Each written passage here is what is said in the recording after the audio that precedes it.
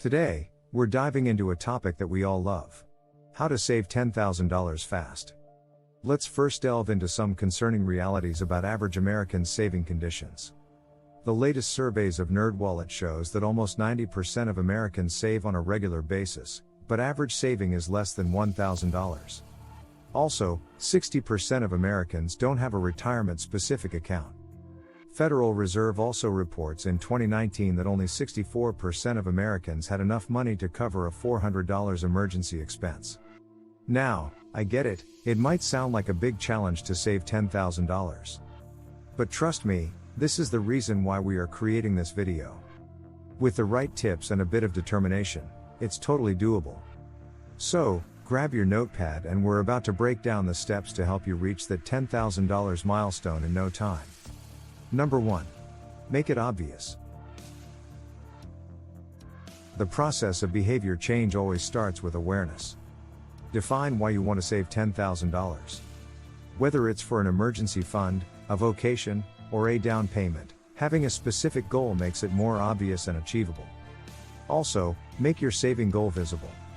You can create a chart or vision board and put it somewhere you will see daily. This constant reminder reinforces the obviousness of dedication of saving $10,000. Another way to make it obvious is to tell someone that you just start to save $10,000. Whether it's a friend, family member, or a financial accountability partner, sharing your goal makes it more obvious, and you will have someone cheering you on. Number 2. Create a budget. The ancient warrior philosopher, Sun Tzu, once said, "Know yourself, know your enemy, and you will not be imperiled in 100 battles." Imagine your budget as your battle plan. It's like having a map to track your income, which is yourself, and then to pinpoint those sneaky expenses, which is your enemies. Now, list out all the income, from your 9 to 5 gig to every side hustle. Every dollar counts. Then the expenses, bills, groceries, Uber rides, anything that's trying to swipe your hard-earned cash, write it down. Don't forget to use budgeting apps or software. These are like your financial sidekicks, doing the heavy lifting.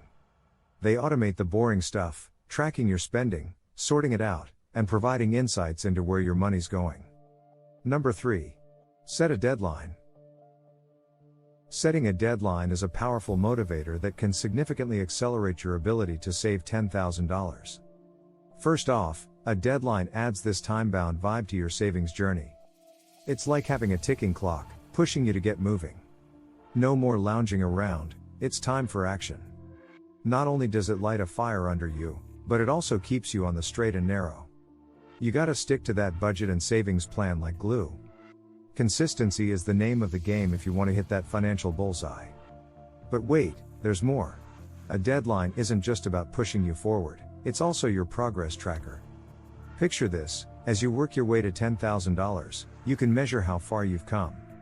Celebrate those small victories, each milestone bringing you closer to the big win. Celebrating those wins isn't just about throwing a party, it's rocket fuel for your determination. Each step you take fuels that commitment to your savings plan. It's like your own little success story, propelling you toward the $10,000 finish line. Number 4. Cultivate a saving habit. First, let's dive into some wisdom from James Clear's Atomic Habits. According to him, a habit forms when a behavior becomes progressively more automatic through repetition.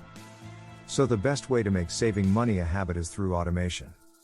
Picture this, your income, smoothly and automatically gliding into your savings account every time you get paid. It's not a manual hustle, instead, it's a disciplined routine happening like clockwork. No need to play money chess every month. Through a research at University College London, on average, it takes about 2 months for a new behavior to become a habit. So, after 2 months of automated saving, it will seamlessly blend into your financial routine. It'll not be a chore, it'll just be what you do.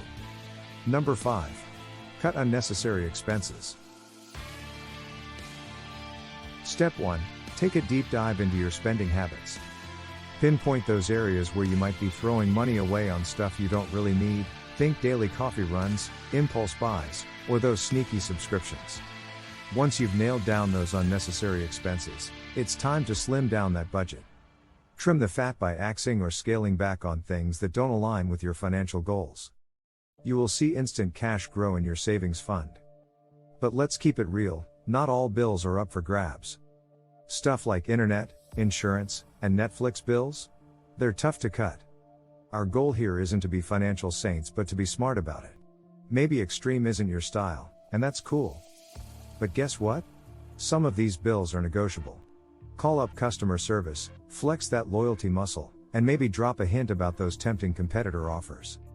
And don't forget about bundling services. Have you ever thought about bundling your home and auto insurance? It's a money-saving power move. In addition, always ask about fee waivers on stuff like activation fees or late payment charges. Companies might just cut you some slack, especially if you've been the on-time payment champ. Here's the deal, negotiation isn't a one-time gig. Bills change, service plans evolve, so make it a habit. Regularly check those bills, keep an eye out for better rates, and don't be afraid to pick up the phone and work your negotiation magic. Number 6. Pay off your debts. Picture this, every month, you're shelling out hard-earned cash on interest payments. It's like money down the drain. But fear not, because paying down your debts can be a game changer. The less debt you have, the more money stays in your pocket. It's that simple. Every payment you make is like a step closer to financial freedom. It's not just about getting rid of debt, it's about saving your $10,000 fast. There are 2 common ways of paying down debt: debt avalanche and debt snowball. Debt avalanche is like the strategic guru of debt repayment.